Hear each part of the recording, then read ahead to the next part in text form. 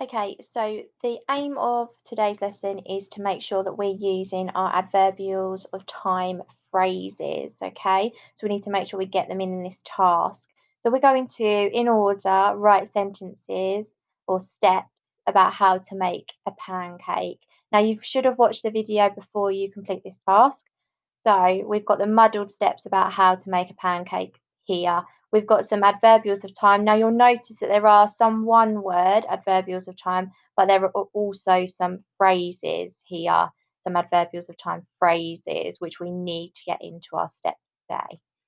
Okay, so having a look at these, we're going to start with first. So I'm going to put a capital because it's my first step. So first, comma, because we put a comma after a time adverbial. First, put the pan onto the heat.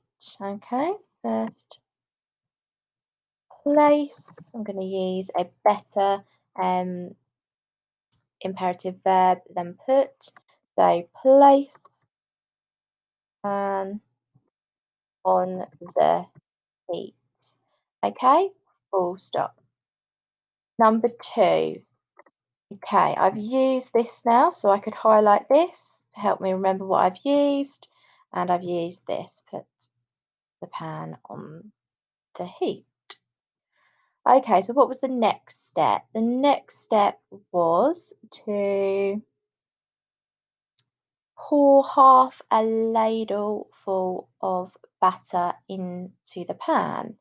So I could use after you have placed the pan on the heat.